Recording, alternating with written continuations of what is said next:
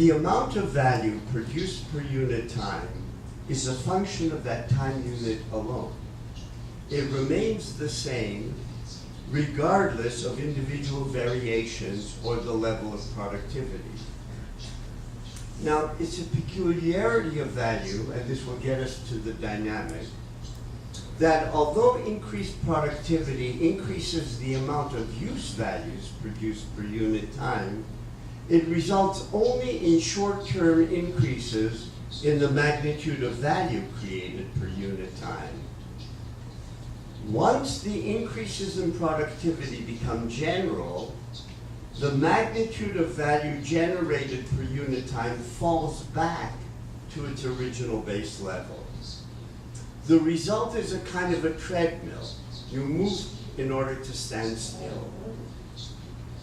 Higher levels of productivity result in great increases in material wealth, but not in proportional long-term increases in value per unit time.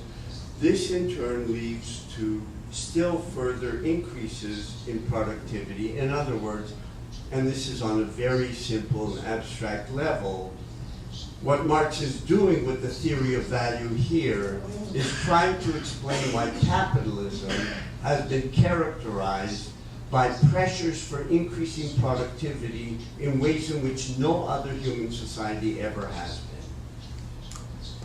This treadmill dynamic both expresses and constitutes a peculiar temporal form of domination.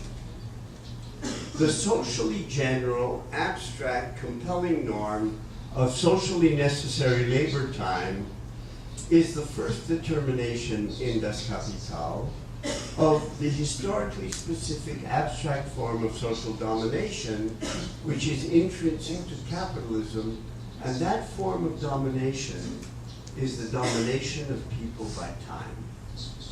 By a historically specific form of temporality, abstract Newtonian time, which is constituted historically with the commodity form. It would, however, be one-sided to view temporality in capitalism only in terms of abstract Newtonian time, as empty homogeneous time, as Walter Benjamin did. Once capitalism is fully developed, its temporal forms generate ongoing increases in productivity. These increases do not change the amount of value produced per unit time, as we've seen. However, they do change the determination of what counts as a given unit as time. The unit of time remains constant, yet changes in productivity push that unit forward. The unit of time in 1850 looks the same at 60 minutes long as the unit of time in 1950. They're not the same. This movement I want to call the movement of time, not the movement in time. And I'm going to call that historical time. The redetermination of the abstract constant time unit redetermines the compulsion associated with that unit. So in other words, the movement of time acquires a necessary dimension. So whereas Lukács thinks that historical time is the opposite of abstract time and represents the possibility of emancipation, I'm suggesting that historical time and abstract time together constitute the form of domination of capitalist societies. In other words, the form of domination characteristic of capitalist society are quasi-objective forms of social mediation of time, constituted by determinate forms of social practice that become quasi-independent of the people engaged in those practices and exert a form of compulsion on them and on all members of the society.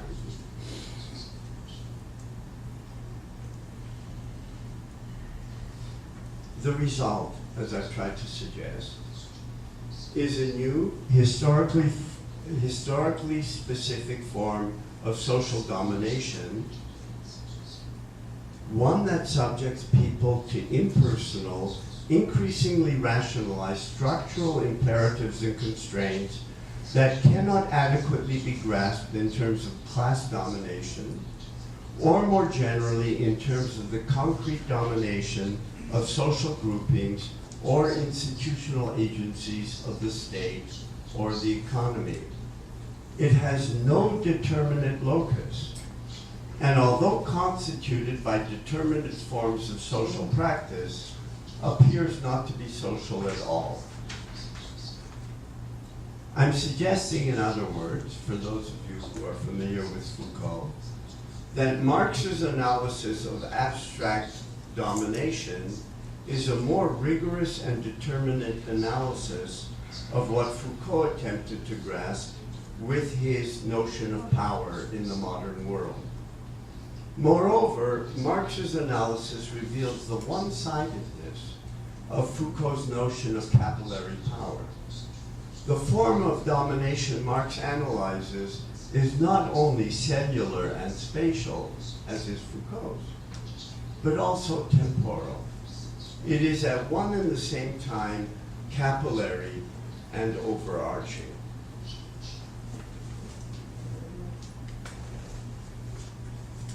The peculiar treadmill dynamic I've outlined very briefly is generative of a very complex, non-linear historical dynamic that characterizes capitalist modernity.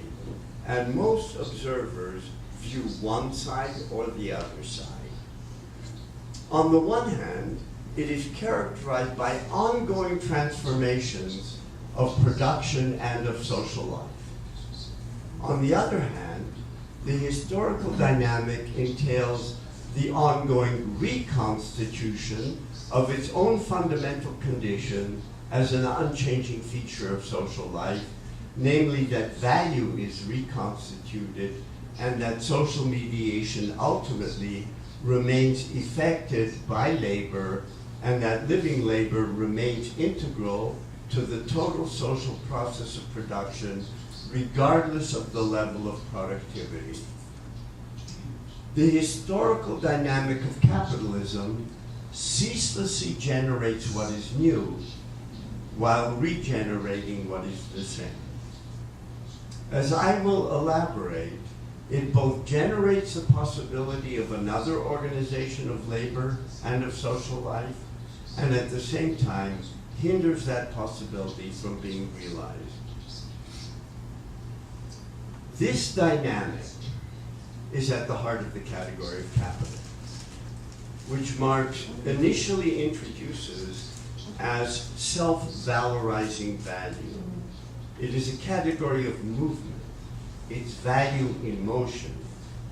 It's significant that in Das Kapital, when Marx introduces the category of capital for the first time, he does so with exactly the same language that Hegel used with reference to the Geist in his phenomenology, the self-moving substance that is subject.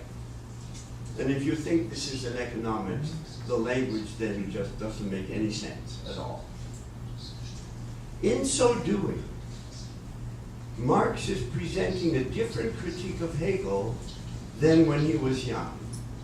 What he is suggesting is that Hegel's notion of history as having a logic, as the dialectical unfolding of a subject, is valid, but only for capitalist modernity.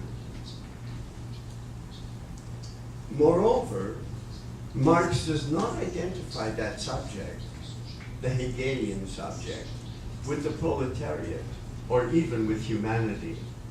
Instead, he identifies it with capital, a dynamic structure of abstract domination that, although constituted by humans, becomes independent of their wills. Marx's mature critique of Hegel, then, no longer entails, for those of you who are interested, an anthropological inversion of the latter's idealist dialectic. Rather, and this is provocative, it's Hegel's materialist justification. Marx implicitly argues that the rational core of Hegel's dialectic is its idealist character. It is the expression of a mode of domination constituted by relations that acquire a quasi-independent existence vis-a-vis the individuals, exert a form of compulsion on them, and that because of their peculiar dualistic character, are dialectical in nature. So you'll note from this brief, if somewhat dense outline, that the historical subject, totality, and the labor constituting it have now become the objects of critique in Marx's mature theory. The understanding of capitalism's complex dynamic I've outlined is relevant, I think, to the contemporary dual crisis, that of environmental degradation and the demise of laboring society. Marx's categories of surplus value and capital, once you don't see them only as categories of exploitation, allow for a critical social analysis of the trajectory of growth and the structure of production in modern society.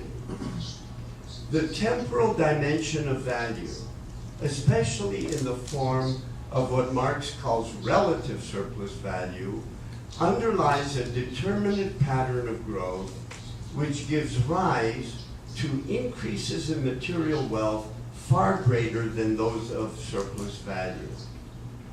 This results in pressures for accelerating increases in productivity, no matter how many goods there are, and hence accelerating demands for raw materials and energy, which contribute centrally to the accelerating destruction of the natural environment.